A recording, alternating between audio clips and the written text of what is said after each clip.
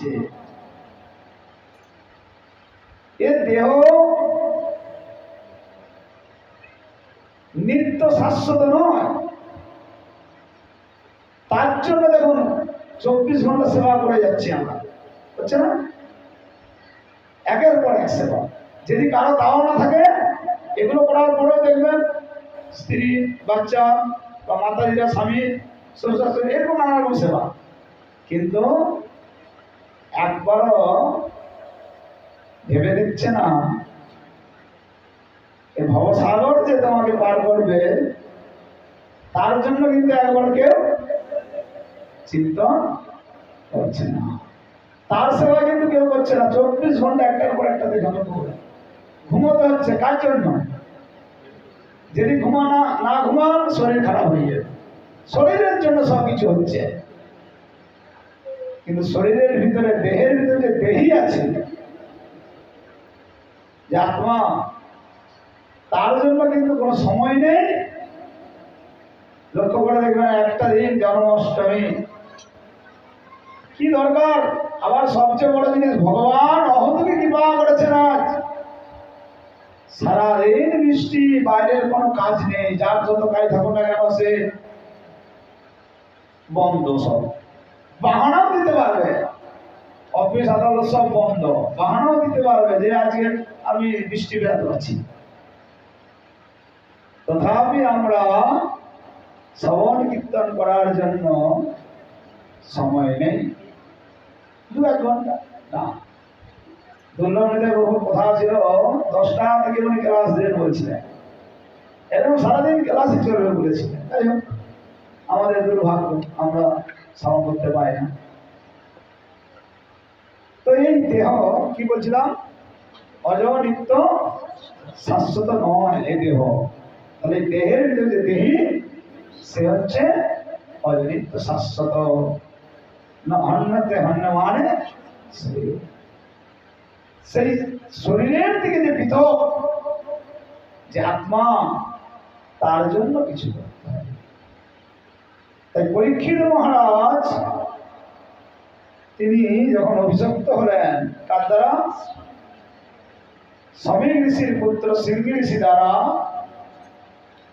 তিনি যখন অভিযুক্ত হলেন যে আজ থেকে 7 দিন এর মধ্যে আমার পিতার গলায় যিনি সর্প উঠিয়েছেন, তার দেহান্ত হয়ে যাবে।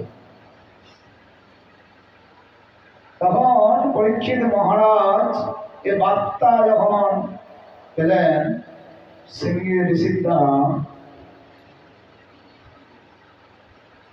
তিনি তখন একে একে প্রত্যেককে জিজ্ঞাসা করছেন যে আমার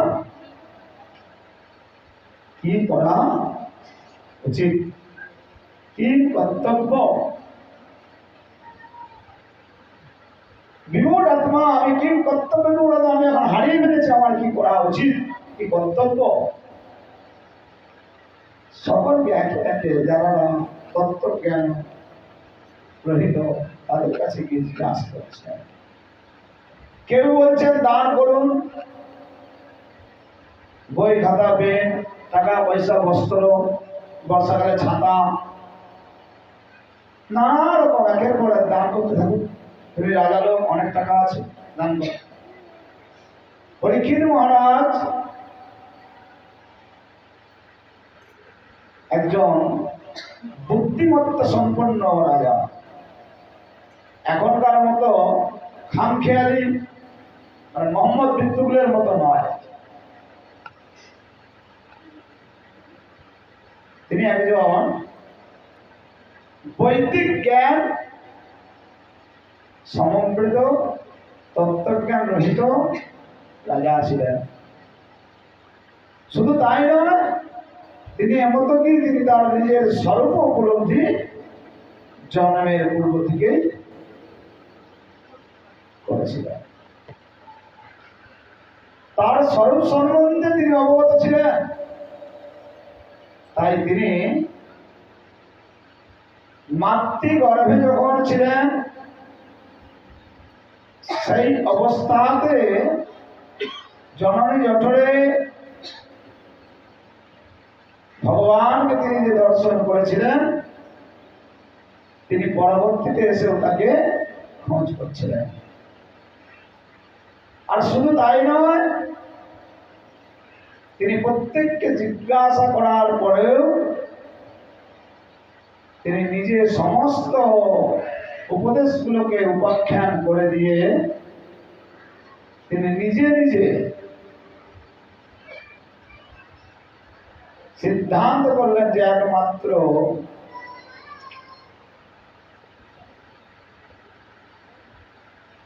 যার মৃত্যু খুব নিকটে তার কি করা কর্তব্য, সেই তত্ত্বজ্ঞানকে নির্বাহী হতে পেরেছিলেন। সেই তত্ত্বজ্ঞানের প্রভাবে তৎক্ষণাৎ সেখান দিয়ে বিচরণ করছিলেন সুখদেব গোস্বামীদের পুত্র ছিল সুখদেব গোস্বামী, ব্যাসদেবের পুত্র ছিল সুখদেব গোস্বামী। সেই সুখদেব গোস্বামীদের জন্মকর্মের কথা আমরা পূর্বে অনেকবার স্মরণ করেছি। তিনি সেই সুখ পাখি থেকে শিবজি মহারাজের দ্বারা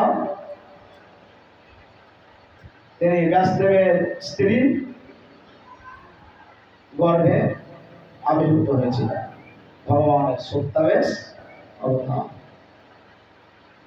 ব্যাসদেবের পুত্র নাতে সুখদেব গোস্বামী তিনি সমস্ত মায়ার বন্ধনের অতীত। শুধু তাই নয়, কলিযুগের জীবকে উদ্ধার করবার জন্য তিনি পথ প্রদর্শক রূপে কিভাবে সংসারের মায়াকে ছিন্ন করে যাওয়া যায় তিনি দেখিয়ে দিলেন। আমাদের মহারাজরা বলেন, এই 9 দিন ব্যাপী যখন নবদিন মানব পরিক্রমা হয়, তারপর জেলা সম্মেলন, এই মতো নানা রকম ব্রজমণ্ডল 84 কোর্স যাত্রা, এইরকম যখন যাত্রায় ভক্তগণ গান, তখন মহারাজগণ বলেন এখন সংসারের মায়া যেন কতটা যেন ছিন্ন হয়ে যাচ্ছে, যেন পথ যেন দেখতে পাচ্ছে। স্বামী স্ত্রী আলাদা আলাদা ব্যাগ, আলাদা আলাদা সব, তাদের মুখ আলাদা, সব আলাদা, প্রত্যেকের আলাদা। এইরকম ভাবে সুখদেব গোস্বামী তিনি কি করলেন, সংসার না থেকে তিনি চললেন বনের দিকে বিচরণ। আর বনে বিচরণ করতে করতে পরীক্ষিত মহারাজ দর্শন করলেন। তিনি তখনকার যুগে সাত্তত ব্রাহ্মণদের দ্বারা বা সৎ ব্যক্তিদের দ্বারা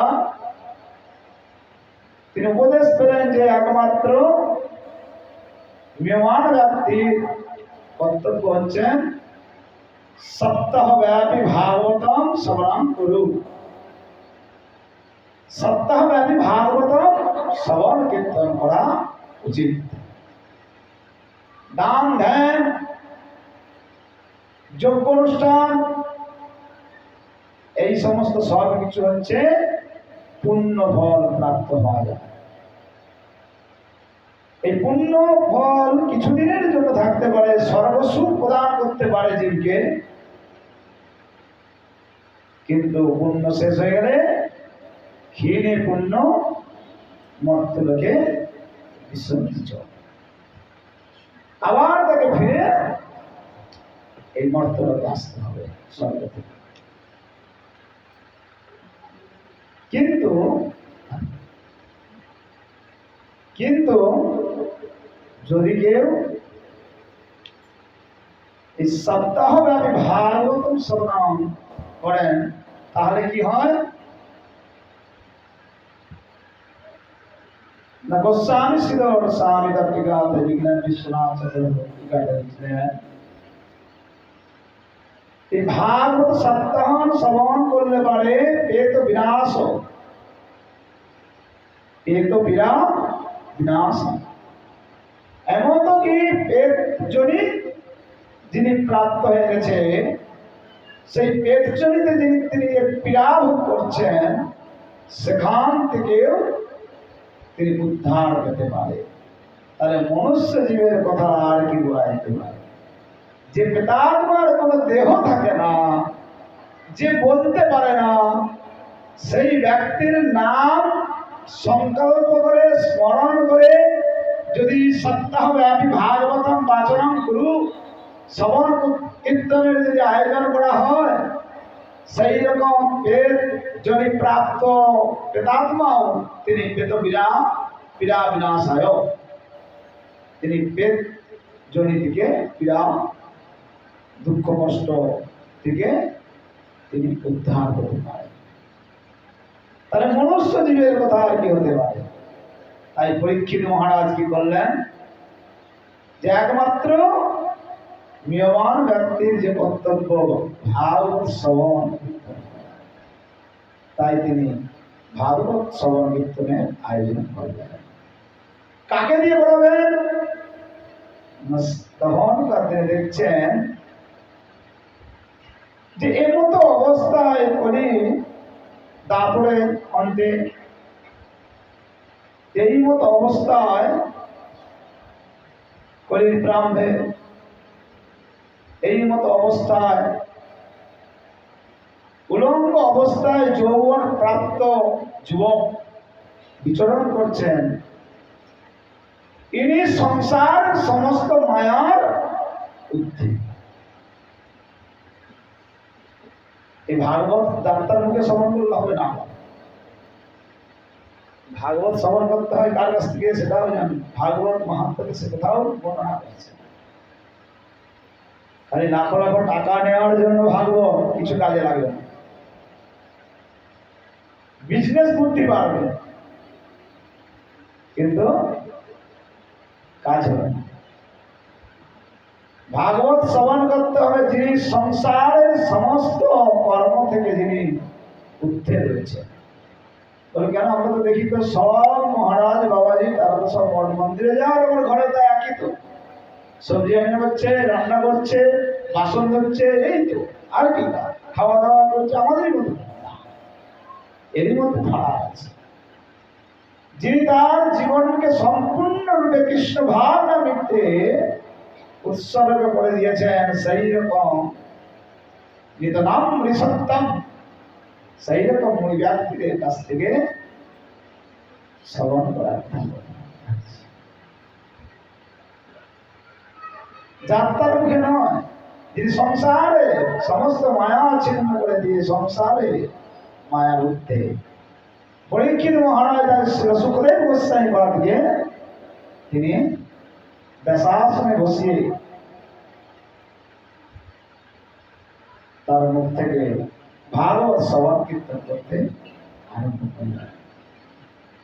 শ্রী সুখদেব গোস্বামী বাদ পরীক্ষিত মহারাজকে ভাগবত শ্রবণ করাচ্ছেন। এই ভাগবতের কথা এ হচ্ছে অমর কথা। ভাগবত কথা অমর কথা, যা কিনা অমরত্ব লাভ করাতে পারে জীবকে, তার জন্ম মৃত্যু জরাবধি চক্র থেকে ছুটি দিয়ে দিতে পারে। বাকি অন্য কোনো গ্রন্থ বা অন্য কোন শাস্ত্র শ্রবণ কীর্তন করলে সম্ভব নয়। এই ভাগবত এমনই একটা গ্রন্থ,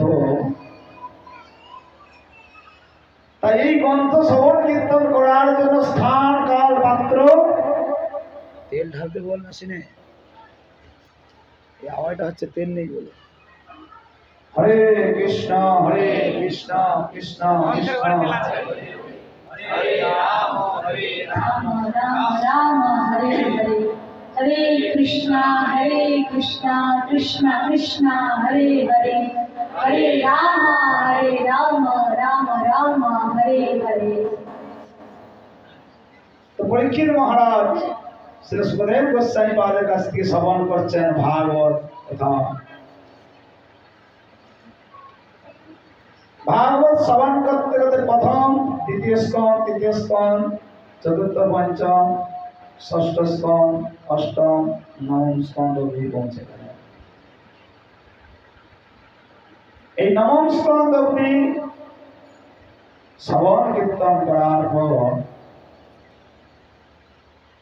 পরীক্ষিত মহারাজ শ্রী সুখদেব গোস্বামী পাদকে বললেন, হে মুনিবর, আপনি এতক্ষণ ধরে আমাকে এই কয়েকদিন ব্যাপী আমাকে অনেক অনেক অদ্ভুত অদ্ভুত রাজাদের রাজ কারবারে তাদের জীবন চরিত্রের কথা অনেক শ্রবণ করা হয়। এখন আমি আর এই অদ্ভুত অদ্ভুত রাজা রাজাদের জীবন চরিত্রের কথা আমি জানতে চাই না, আমি শ্রবণ কীর্তন করতে চাই না। আমি এই অদ্ভুত অদ্ভুত রাজাদের, কেন অদ্ভুত অদ্ভুত, কেন সত্যিই অদ্ভুত অদ্ভুত,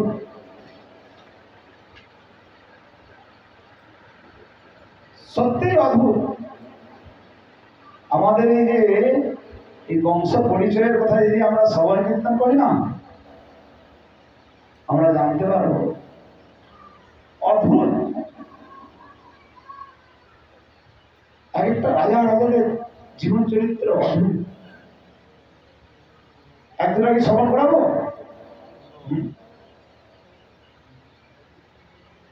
এই মানধাতা রাজার জন্ম হলেন আমাদের এই বংশ পরম্পরায়।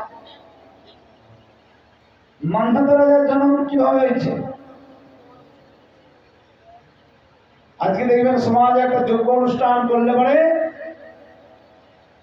তার কত গরম লাগে। ছোটখাটো একটা কিছু গৃহপ্রবেশ হচ্ছে বা কিছু হচ্ছে, সেই যজ্ঞের কাছেও বসা যায় না। দেখবেন ঘাম বেরিয়েছে, উফ আহ পাখা, কত কিছু ব্যবস্থা, তাও কষ্ট। ঠিক এই মতোই আমাদের বংশ পরম্পরাতে রাজা সেনজিৎ তিনি কি করলেন, তার স্ত্রী তিনি অপুত্র হওয়ার জন্য পুত্র কামেষ্টি যজ্ঞের আয়োজন করলেন। এই পুত্র কামেষ্টি যজ্ঞের আয়োজন করার ফলে পুত্র প্রাপ্ত হওয়ার জন্য আয়োজন করছেন, যজ্ঞের আহুতি চলছেন, পুরোহিত আহুতি দিচ্ছেন, সোহা ওম ভূস্বাহা ভুবস্বাহা সস্বাহা, এইরকম ভাবে সোহা সোহা করে উচ্চারণ চলতে যাচ্ছে। এমত সময় রাজা রাজা স্ত্রী গরমের কারণে একটু বাগিচার দিকে ঘুরতে চলে গেলেন। আর এমত সময় কখন কি নক্ষত্র তিথি যোগ মিলে যায় বোঝা মুশকিল। আর এমত সময় সেই যজ্ঞ থেকে এক ভাণ্ড কটরি অমৃত নিয়ে প্রকট হয়ে গেলেন। সেই অমৃত পুরোহিত তিনি কি করলেন, যজ্ঞস্থলীর পাশেই রেখে দিলেন। সেই অমৃত সেনজিৎ কি করলেন, এসে স্ত্রী বাগিচায় ঘুরছে, তিনি কি হচ্ছে পিপাসার জন্য, আজকে যাদের পিপাসা পাচ্ছে তারা জানে, যা পাবে তাকে হয়তো দেখে আমাদের ওইদিকে নোংরা হয়তো ডিবার জল পড়েছে, তাকেও হয়তো ছুটে বেঁচে দিবে, গুড় জল মনে করে হয়তো কেউ না কেউ নিয়ে যা পাবে নিয়ে নিবে। হয়তো কেউ যদি বলে এটাই জল, এটাই, বিচার করার সময় নেই, জল পাশাবে ব্যাস পান করে নিলেন। আর জল যা পান করলেন, জল না ওই অমৃত যা পান করলেন, তিনি গর্ভবতী হয়ে গেলেন। কি হবে, রাজা রানী গর্ভবতী হলে কার ঠিক আছে, রাজা গর্ভবতী মহা মুশকিল। তখন রাজা কুঠি ভেদ করে কি ফেরে প্রকট করা হলো সন্তান, অদ্ভুত সন্তান। সেই সন্তানের তখন কে ধাতা হবে, এদিকে হাহাকার মধ্যে গেল, কোন ধাতা কোন ধাতা, কে ধাতা। এর কে স্তনপান করাবে, নাহলে বাচ্চা মারা যাবে। তাহলে কি হবে না, উপর থেকে দেবতাগণ তারা সবাই দেখতে থাকেন। দেবতাদের মধ্যে দেবরাজ ইন্দ্র দেখলেন, দেখে বলে মম ধাতা, আমি ধাতা বলতে তা থেকে তার নাম হয়ে গেল মান ধাতা। এক অদ্ভুত, আরো অদ্ভুত লীলা ভাগবতে নবস্কন্ধে উল্লেখ করা আছে। কি নাম? রাজা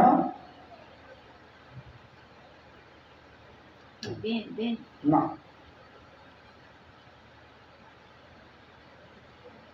হরে কৃষ্ণ হরে কৃষ্ণ কৃষ্ণ কৃষ্ণ হরে হরে, हरे राम राम राम हरे हरे, हरे कृष्णा এই শুনতে আমার মনে আসছে না, দুর্গাটা এরকম। তো এইরকম ভাবে অদ্ভুত অদ্ভুত রাজাদের জীবন চরিত্রের কথা বর্ণনা করছেন। তারপর এক সময় পরীক্ষিত মহারাজ বলে বললেন, পঞ্চম দিন, চতুর্থ দিন সমাপ্ত, পঞ্চম দিনে প্লাবন, কিন্তু আমার তো আর কয়েকদিন বাকি আছে। যার জন্ম কর্মের কথা জানতে পারলে পারে আর এই জন্ম কিন্তু জরাবেদি চক্রে আর আসতে হয় না, কষ্ট ভোগ করতে হয় না। সেই রকম ব্যক্তি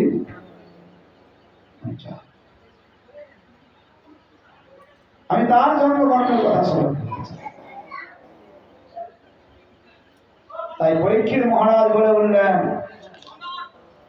কি বললেন?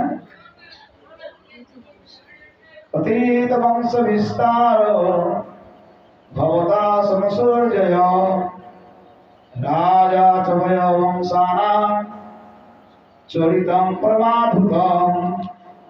কি বললেন? যে আপনি ইতিপূর্বে অনেক অদ্ভুত অদ্ভুত রাজাদের জীবন চরিত্রের কথা বর্ণনা করেছেন। এখন আমি সেই সোম সূর্য বংশের যে অদ্ভুত অদ্ভুত রাজা রাজাদের জীবন চরিত্রের কথা না শুনতে চেয়ে আমি শুনতে চাই কার কথা? যদস্যধারম শিরস্য নিতরামুনি সত্যম তত্রাংশ ওয়ারিতির্নস্য বিষ্ণু বীর্যানি সংস্ফোরম। হরে কৃষ্ণ কৃষ্ণ কৃষ্ণ হরে হরে, হরে রাম রাম। কি বললেন? না, আমি এতক্ষণ যে আমি অদ্ভুত অদ্ভুত রাজাদের কথা শ্রবণ করলাম, আমি আর শুনতে চাই না। কারণ ভাগবত সকলের জন্য তো নয়, স্থান কাল পাত্রের প্রয়োজন হয়।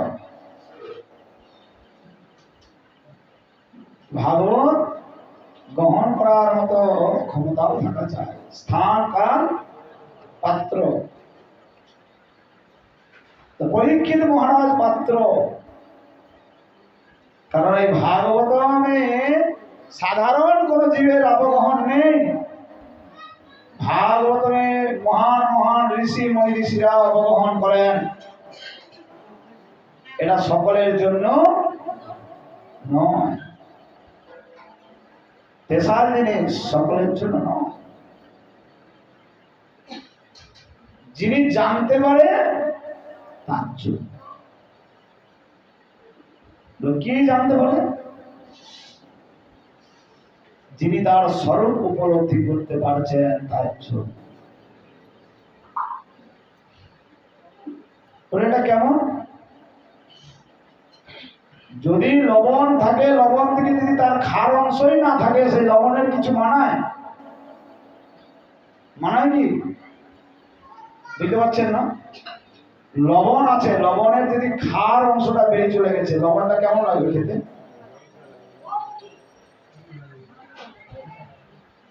নুনচা লাগে? লবণটাই পালিয়ে গেল, মানে খাটটাই চলে গেল, তাহলে তার স্বাদবিহীন। সেই জীবন যাদের সারবিহীন, যদি চিনির স্বাদটাই যদি মিষ্টটাই চলে গেল, তাহলে তার জীবন বেকার। সেই রকম তার চিনির আর কোনো মর্যাদা থাকে না। ঠিক সেই রকম যদি জীবাত্মা তার যদি পরমাত্মার কথা শ্রবণ কীর্তনের প্রতি যদি আগ্রহ না থাকে, শ্রদ্ধা ভক্তি বিশ্বাস যদি না থাকে, তাহলে সেই রকম জীবাত্মার জীবন বেকার। তার আসা যাওয়ায় খালি সার হলো, এই জগতে খালি আসা যাওয়াটুকুই তার সার, কিছুই লাভ ঘটিল, ঘটিল সব জঞ্জাল। তাই কিন্তু পরীক্ষিত মহারাজ এখানে তিনি সেই তত্ত্বজ্ঞান রহিত, তিনি তার স্বরূপ উপলব্ধি করতে পেরেছিলেন। তাই জন্য তিনি তার স্বরূপে তিনি কি কৃষ্ণ নিত্য দাস। তাই তিনি বলে উঠলেন, কি বললেন, আমি ওইসব রাজা চক্রে আর যেতে নারাজ। ঠিক আছে, আপনি শোনাচ্ছেন, আমি শুনলাম, বেশ ভালোই লাগছে আমার, খুব ভালো লাগছে, এগুলো আমি আর শুনতে চাই না। এখন আমি সেই যদস্য ধর্মশীলস্য, সেই যদু বংশে এক একটা শব্দে খুব তত্ত্ব লুকিয়ে আছে। বলছে যদস্য ধর্মশীলস্য নিতরাঙ্গি সত্য। দেখুন যদু মহারাজ, যে যদু মহারাজ তার পিতার আজ্ঞাকে পালন করলেন না, তাকে আবার বলছেন যদস্য ধর্মশীলস্য, তিনি হচ্ছেন ধর্মের নায়ক। এবং ব্যাখ্যা করে করে করতে গেলে একটা শব্দার্থের, তাহলে কিন্তু অনেক সারা রাত চলবে নাকি? খালি সবারই তো দরকার, না কি দরকার? আমার ঘর যেতে হবে, ঘর তো যাওয়ার কোনো প্রশ্নই নেই এখানে। বাহ, নিতাই গৌর প্রেমানন্দে। কেউ কেউ গালে হাতে ভাবছে, হাই কি করে দিল, এটাই ঘর। হরে কৃষ্ণ কৃষ্ণ কৃষ্ণ হরে হরে। যে যদু মহারাজ তার পিতার কথা অমান্য করলেন, পিতার কথা অমান্য বলতে পিতার নাম কি? যজাতি মহারাজ। যে যজাতি মহারাজ তিনি ইন্দ্রভোগ করবার জন্য তার যৌবন চেয়েছিলেন। অনেক বড় কথা, সংক্ষেপে বলে দিই। শ্বশুর শুক্রাচার্যের দ্বারা অভিশপ্ত হয়ে তিনি বৃদ্ধাবস্থা প্রাপ্ত হলেন, বুড়াপন। সে বৃদ্ধাবস্থার জন্য তার যৌবন চলে গেল, যার ইন্দ্রিয় সবল হলো না, সমস্ত অঙ্গ প্রত্যঙ্গ গুলো দুর্বল হয়ে গেলেন, কিন্তু তার হৃদয়ে বা মনে যে ভোগ বাসনা সেটা তো রয়ে গেছিলেন। সেই ইন্দ্র তৃপ্তি করবার জন্য, ভোগ বাসনা চরিতার্থ করবার জন্য তিনি কি করলেন? উদ্ধত হলেন। তখন শ্বশুরের চরণে যখন তিনি আশ্রয় লাভ করলেন, তখন শুক্রাচার্যকে তার বুড়াপাড়া বৃদ্ধ অবস্থা থেকে যৌবন ফিরে দিলেন না। তাকে বললেন, এটা যা সম্ভব নয়, কিন্তু তোমার একটা আশীর্বাদ আমি দিতে পারি। তোমার যে পুত্ররা আছে তাদের কাছে গিয়ে তুমি যদি তাদের যৌবন যদি কেউ দিতে চায়, তাহলে তুমি তোমার বুড়াপা বৃদ্ধাবস্থা সে নেবে, আর তার বৃদ্ধ অবস্থাটা তোমরা সে তারা নেবে, আর তাদের যৌবনটা তুমি প্রাপ্ত হয়ে যাবে। তাহলে তুমি আবার পুনর আগের মতো বাস কেন্দ্র ভোগ করতে পারবে। ভালোই। তখন রাজা একদম যে ব্যর্থতা মনে করছিলেন, তখন একটু আশার আলো ফিরে পেল। ঠিক আছে, তাহলে আমি আবার একবার তো ফিরে পেলাম। কিন্তু দুর্ভাগ্যের কথা, বড় পুত্রের নাম হচ্ছে যদু মহারাজ। যদু, এই যদু তখন মহারাজ হননি। যদুর কাছে যখন গেলেন, যদু তখন বললেন, দেখো কালা পতাকা দেখে দিচ্ছি, চলবে না। এখন কালা পতাকা দেখাচ্ছে না সব,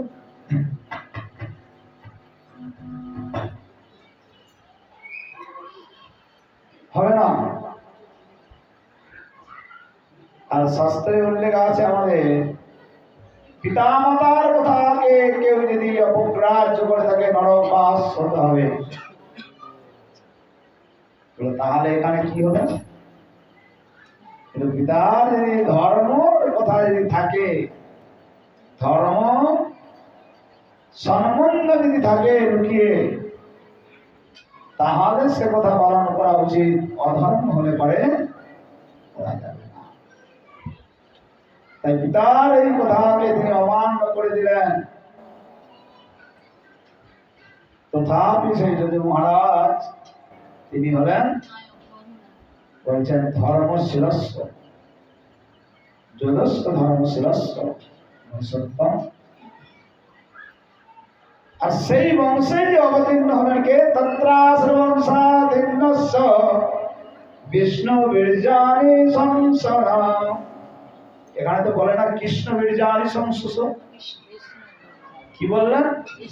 এই যে একটা একটা যে ব্যাখ্যা করা হয় না ডিটেলস, এত খুব সুন্দর হবে বিশ্লেষণ করে নিখুঁত করে। তো আমরা কোথায় ঢুকলাম, কোথায় চলে গেলাম?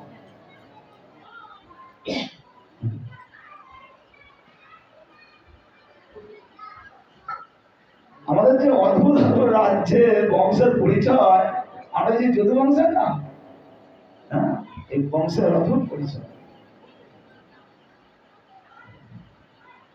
যে কথা পরীক্ষিত মহারাজ শ্রবণ করতে বলছেন যে বিষ্ণু বীর্যানি সংসদ,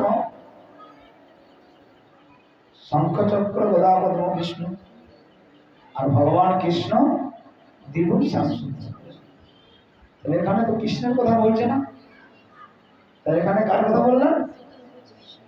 চতুর্ভুজ কৃষ্ণের, কৃষ্ণের কথাই বলছে। সেই বংশ অবতীর্ণ, কোন বংশের? সেই যদু বংশের। সেই যদু বংশের পরম্পরা আমরা দেখুন কেমন ভাবে। কৃষ্ণ যে জন্ম নিলেন কার পুত্র রূপে? এদিকে কংসের কারাগারে আমরা পরবর্তীতে শ্রবণ করব, কারাগারে দেবকীর ধরে বসুদেবের পুত্র রূপে এই বাসুদেব, শঙ্কর্ষণ পদ্মম্ন, এই যে বিষ্ণু, হ্যাঁ অনিত্য, এরকম ভাবে চতুর্ভুজ, শঙ্কর্ষণ পদ্মম্ন অনিত্য চতুর্ভুজ। এই যে চতুর্ভুজের এই তার বিবরণ বিষ্ণু বীর্যান। কিভাবে? এটা একই বংশ তো, তাহলে কৃষ্ণ তাহলে এরা এই যে বসুদেব আর নন্দ মহারাজ, এরা কি তাহলে একই বংশে?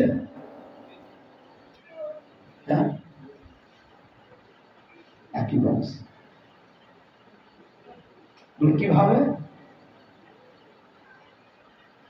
দেবমিডের দুটো স্ত্রী ছিল, দেবমিড তার দুটো স্ত্রী ছিল। একটা হচ্ছে ক্ষৈত্রগীয়ের কন্যা, আর একটা হচ্ছে বৈশ্যঘরের কন্যা। এই বৈশ্যঘরের যে কন্যা নন্দ মহারাজের দিকে চলে গেল, আর ক্ষৈত্রে হচ্ছে সেখানে এই বসুদেব। এই বিষয় আরো বিশদ আছে, অনেক কথা, কিন্তু সময়ের জন্য আমি বলবো না, কারণ আমার ওয়ার্নিং দেওয়া আছে 10:30 বাইরে যেন অভিষেক। ওটা 10টা নয়, আধ ঘন্টা বাড়াতে হবে। 10টা হলে কম হয়ে যাবে। হরে কৃষ্ণ কৃষ্ণ কৃষ্ণ হরে হরে, হরে রাম হরে রাম রাম রাম হরে।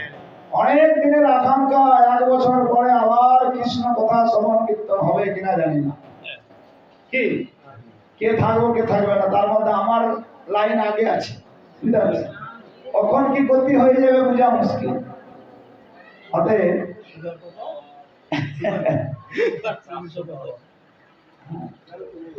তো যাই হোক, কে যাবে কে থাকবে বোঝা মুশকিল। তাও তার হাতে লেখন আছে। 10:30, 10টা কি বললাম? হ্যাঁ, এই বসুদেব সেই জন্য সেখানে ওই চতুর্ভুজ ওই বিষ্ণু। আর সে কোথায় পরবর্তীতে কি বলছেন যে অবতীর্ণ যদবংশে ভগবান ভূত ভাবনা কিতবাণি বিশ্বাত্মা তানি নবদ বিস্তরা। আমাকে যে সেই যদুবংশে অবতীর্ণ বিষ্ণু তত্ত্ব, যে বসুদেব নন্দন, যে বাসুদেব রূপে তিনি আবির্ভূত হলেন, বিশ্ব আত্মা। কার কথা বললেন? বিশ্ব আত্মা। যে এখানে বলছেন অবতীর্য যদুবংশে ভগবান ভূত ভাবন, সেই যদুবংশে অবতীর্ণ। তাহলে যদুবংশের আমরা পূর্বের যে পরম্পরাটা একটু স্মরণ করলাম, দেবীদের বংশের পরিচয়, ক্ষৈত্র আর বৈশ্য মাধ্যমে তার এইভাবে দুটো সন্তান। আর এইখানে সেই যদুবংশে অবতীর্ণ, এখানে বলে না যে জন্ম, জন্মের কথা বলছে কি, অবতীর্ণ বলছে। ভগবান কি করেন? আমাদের মতো ট্যাঁ ট্যাঁ করে জন্ম হয় নাকি? আমাদের মতো জন্ম হয়? ভগবানের জন্ম হন, তিনি প্রথমে বসুদেবের মনে আসলেন, মন থেকে তার হৃদয় থেকে তিনি দেবকীকে প্রেরণা দিলেন, দেবকীর মনে, তারপর দেবকীর মন থেকে দেবকীর হৃদয়ে, এইভাবে স্থানান্তরিত হলেন ভগবান। আমাকে সেই যদুবংশে অবতীর্ণ যে ভগবান ভূত ভাব কিতবান কৃপা পূর্ব বিশ্বাত্মা জানি বিশ্বাত্মা তানি নবদ বিস্তরা। আমাকে বিস্তার ভাবে শ্রবণ করা। আর আমরা বলি তাড়াতাড়ি ছাড়ো তো, একটু একটু হালকা উপর দিতে ছাড়ো। আর যখন পনির টনির আসবে তখন বলবে আর পরে কি আছে, কচু আছে না কি আছে নিয়ে আসো। তখন কিন্তু ছাড় নেই। পুষ্পান্ন বললো আর পরে বেগুনি আসা উচিত, কেন বেগুনি হলো নি, অমুক হলো না, তখন কিন্তু খোঁজ দেবো আমরা। কি যদি কেউ একটা বস্তা দান হলে হয়তো তার সামর্থ্য ছিল, ধুতি দান করে দিচ্ছে, জামাটা দিতে পারে, কিন্তু উত্তরে দিতে পারছে না। তাহলে এটা কেমন হলো? এখানে একটা লাইট দিতে হবে, অন্ধকারে কিন্তু একটা ব্যবস্থা কর। হরে কৃষ্ণ কৃষ্ণ কৃষ্ণ হরে হরে, হরে রাম রাম রাম। দরকার হয় হ্যালোজিনটা এখান থেকে বোর্ড থেকে পেড়ে দেয়। তো বিস্তার, আমাকে বিস্তার ভাবে শ্রবণ করা। আর আমাদের প্রত্যেকের উচিত, অ্যাকচুয়ালি পরীক্ষিত মহারাজ তার জন্য চাইছেন না। কার জন্য চাইছেন? আমাদের মতো কলির হতভাগ্য জীবেদের জন্য। কারণ পরীক্ষিত মহারাজ তিনি তো এই কলিযুগকে আসতে দিয়েছিলেন, তিনি মনে করলে কেউকে দিতে পারতেন। কেন তিনি আসতে দিলেন? এই কলির হতভাগ্য জীবের সবই খারাপ খারাপ, দোষে ভরা। কলের দোষে নিধন রাজন অস্তে এক মহান গুণ। এই কলিযুগের সব দোষে ভরা। রাজা দেখলেন সবই দোষ, সবই দোষ, কি যা করবে। তুমি যদি কারো দিকে তাকাও, ধরো তুমি রাস্তায় যাচ্ছ, যেতে যেতে তুমি যদি সোজা যাও, এদিকে বাঁ দিকে তাকালে বলবো দেখছো চমন করছি, দাম দিয়ে উপর দিকে ওরে বাপরে কি অহংকার হয়ে গেছে, টাকা পয়সার উপর দিকে চলছে, নিচের দিকে চলছে, মনে হয় কিছু কুকর্ম করে ফেলেছে, ধরা পড়ছে, ওই জন্য মানহানি হয়ে গেছে, নিচের দিকে সবে দোষ, কোন রেহাই নেই। কিন্তু একটা মহান গুণ আছে, হরিনাম করবেন, আমি সাধু হয়ে যাবেন, তারপরে দোষ, গাল দেবে, কত কিছু করবে, খেতে পায়নি, চলে গেছে, সাধু হয়ে গেছে, হয়েছে, তুমি হয়েছে, নানা রকম বলে যাবে, কিন্তু আপনার মঙ্গল একটা হয়ে যাবে। কি? একটাই মহান গুণ, এই কলিযুগে একমাত্র। অন্যান্য যুগে যে কঠিন তপস্যা পরিশ্রম ভগবানের কাছে ফিরে যাওয়ার জন্য বা এই জন্ম মৃত্যু জরাব্যাধি চক্র থেকে ছুটি পাওয়ার জন্য যেসব প্রক্রিয়া রয়েছে তার থেকে এই কলিযুগে হচ্ছে খুব সরল সহজ উপায় হচ্ছে খালি এরকম মালা একটা হাতে নিয়ে হরে কৃষ্ণ কৃষ্ণ কৃষ্ণ হরে হরে, হরে রাম রাম রাম হরে হরে। খালি হরি নাম 16 নাম 32 অক্ষর। এই নাম যদি কেউ উচ্চারণ করে, স্মরণ করেন, বন্দন করেন, কীর্তন করেন, সবই লাভ। এই নাম করলে কি হবে? এই নাম শ্রবণ কীর্তন করলে কি হবে? বলছে যিনি শ্রবণ করবেন তিনিও উদ্ধার হবেন, আর যিনি কীর্তন করবেন তিনিও উদ্ধার হবেন। খালি উদ্ধার নয়, বলছে এত পবিত্র করবে তাকে, তার জন্ম মৃত্যু জরাব্যাধির চক্রটাই কেটে যাবে। তার যে ঘুরপাক খাচ্ছে নাগরদোলার মতো চাক পাখি দিয়ে, সেই চাক পাখি ঘূর্ণিটা তার বংশ, আমাদের দুর্লভদেব বলছে তার 21 কুল, তার বংশ উদ্ধার হয়ে বলরাম মহারাজ আদি মহাজনরা বলছে। আর সেই কথাই এখানে পরীক্ষিত মহারাজ প্রশ্ন করলেন, তাই হে মুনিবর, আমাকে সেই যদুবংশে যে অবতার হলেন ভগবান ভূত ভাবন, তার কথা আমাকে বদ বিস্তার ভাবে শ্রবণ করান।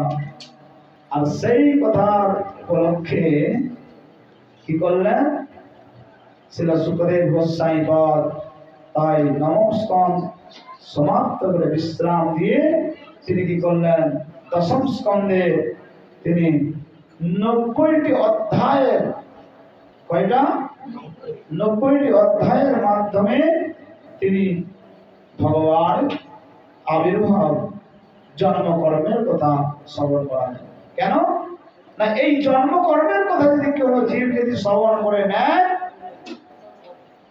তাকে আর পুনরায় জন্মকর্ম চমে দিব্য। ভগবান বলছেন গীতাতে অর্জুনকে, অর্জুন আমার জন্মকর্ম সাধারণ নয়, দিব্য। এই দিব্য কথা যদি কেউ শ্রবণ কীর্তন করে নেয়, কি হবে? তত্ত্বাদেহ পুনর্জন্ম।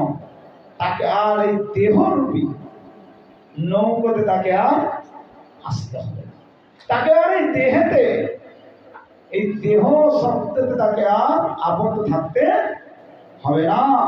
তাই তিনি কি করলেন? তার এই জন্ম কর্ম লীলা তিনি বিস্তার করলেন। আর শ্রী সুখদেব গোস্বাই পাদ তাই কি করলেন? তিনি 90টি অধ্যায়ের মধ্যে 39টি অধ্যায় তার ভজলীলা, ব্রজ বৃন্দাবনে ভজলীলা, আর 40টি হচ্ছে তিনি যে 40 নম্বর অধ্যায়টা, একটা অধ্যায়, 39টা অধ্যায় ব্রজলীলা, ব্রজের যে নানা রকম তিনি লীলা করছেন, সেই সব লীলাগুলোকে বর্ণনা করলেন। আর একটা অধ্যায় যে ব্রজের মধ্যে যে অক্রুজে কংসের আদেশে ভগবানকে আহ্বান করবার জন্য আসছিলেন, কিসের জন্য? হ্যাঁ, মল্লযুদ্ধ আর একটা হস্তি যুদ্ধ করবার জন্য তাকে আহ্বান করতে আসছিলেন। 40 নম্বর মানে যেমন শরীরের যে লীলাটা অক্রুর সঙ্গে শ্রীকৃষ্ণের জন্য যে অক্রুর স্তবন করলেন যমুনায় স্নান সেরে, সেই লীলা কথা 40 নম্বর অধ্যায়ে বর্ণনা করলেন। আর 41, 51 মানে 11টি অধ্যায়ে তিনি কি করলেন? মথুরা লীলা বর্ণনা করলেন। তারপরে শেষ 39টি লীলা অধ্যায় দ্বারকা নগরের কথা, যেখানে ভগবান রাজা হলেন। এই দ্বারকা লীলা তারপর তিনি 39টি অধ্যায় বর্ণনা করলেন। আর এই 29 থেকে 33 নম্বর যে অধ্যায়, এর মধ্যে একটু ভেঙে বলে রাখা ভালো, আপনাদের সবসময় মাথায় থাকবে যে 29 থেকে 33তম অধ্যায়, 5টা অধ্যায়, এটা হচ্ছে রাসস পঞ্চাধ্যায় বলা হয়। এখানে ভগবানের খুব সুন্দর, অতি পবিত্র, মধুর যে রাসলীলা, সে লীলা কথা এখানে বর্ণনা করা হয়ে আছে, যেখানে তিনি ব্রজবাস ব্রজগোপীদের সাথে তিনি রাসলীলা করলেন। তাই এটাকে বলা হয় রাসস পঞ্চাধ্যায়। আর 30 এর মধ্যে হচ্ছে 30 নম্বর যে অধ্যায়, সেই 30 নম্বর অধ্যায়টা হচ্ছে গোপী গীত। গোপীরা খুব সুন্দর ভগবানের উদ্দেশ্যে গাইছেন। কি গাইছেন? কি গাইলেন? হে গোবিন্দ, হে কৃষ্ণ, তোমার কথা এত পবিত্র, সকলকে পবিত্র করে, তার জন্ম মৃত্যু জরাবের চক্র পর্যন্ত ছুটি দিয়ে দিতে পারে। হ্যাঁ, তবে কথা অমৃত, যে অমৃত পান করলে জীবকে আর এই জগতে বারংবার আসতে হবে না। তাই সে কথা বর্ণনা করলেন। কি বললেন? তব কথায় অমৃতম তপ্ত জীবনা কর্মীতা কলমশাপহম।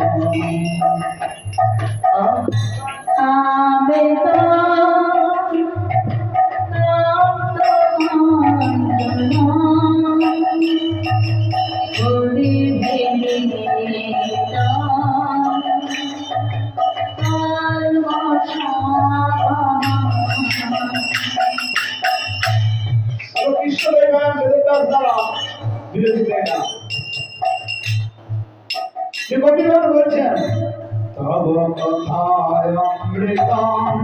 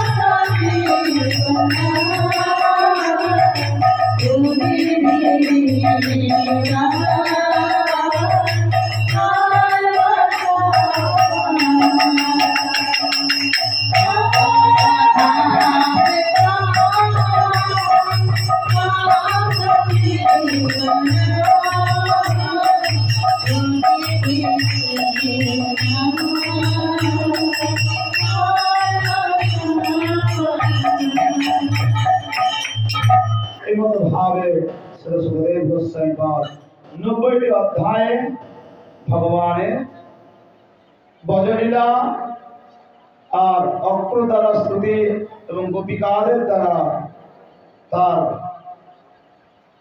রাসলীলা স্থলিতে সেই রাস হতে গোপীদের দ্বারা গীত আর দ্বারকা লীলা শ্রবণ কীর্তন করা। এক সময় ভগবান তিনি অবতীর্ণ যে হন তার কারণ এই জগতে যত জীবগণ পাপ কর্ম করবেন, অনাচার করবেন, তারপরে বসুমাতা ভারাক্রান্ত হয়ে যান, যার ফলে তিনি তার শস্য পর্যাপ্ত পরিমাণে উগানা বন্ধ করে দেন। যে পরিমাণে জগতের জীবের ভরণ পোষণ করার মতো প্রয়োজন ততটুকু হয় না, অভাব দুর্ভিক্ষ নানা রকম দেখা দেয়। এক সময় ঠিক এই মতোই আমাদের এই ভূলোকে এই মতো অবস্থা পরিণত হলেন। আর সেই সময় এই বসুমাতা পৃথিবী মাতা তিনি কি করলেন, তিনি ব্রহ্মা শিব আদি দেবতাদের কাছে তার প্রার্থনা ব্যক্ত করলেন।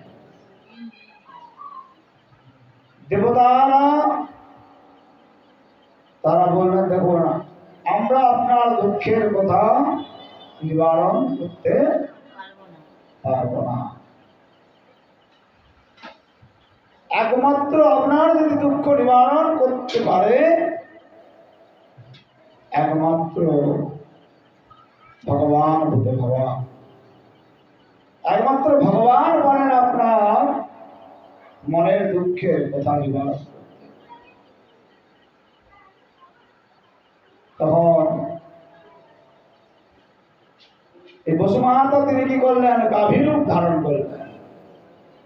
কেন গাভীরূপ, এখানে তো অনেকে প্রশ্ন করলেন, গাভীরূপ কেন ধারণ করলেন? এই গাভী যে যত কঠিন হোক না কেন, গাভীর কাছে কিন্তু প্রত্যেকে একটা যেন দুর্বলতা আছে। আপনি ঘাস নিয়ে চলে যাচ্ছেন, আপনার গরুকে হয়তো আপনার হয়তো বাড়িতে একটা গরু রাখা আছে, গোমাতা, তার জন্য ঘাস নিয়ে যাচ্ছেন, দেখবেন একটা অন্য লোকের গাভী তো এমন ভাবে তাকাচ্ছে না, আপনি এক মুঠা হলেও তাকে না দিয়ে যেতে পারবেন। হয় না, হয় না এরকম? হ্যাঁ, দুলন তো হয় তো। গাভীকে অনেকে রাগে দিয়ে দেয় 2-4 চাপ্পড় লাঠি, কিন্তু তারপরে তাকে গড় করে প্রণাম করে। গাভীর কাছে একটা দুর্বলতা আছে। তাই কি করলেন, এই ব্রহ্মা শিব আদি দেবতারা মিলে এই বসুমাতাকে নিয়ে কোথায় গেলেন, ভগবান বিষ্ণু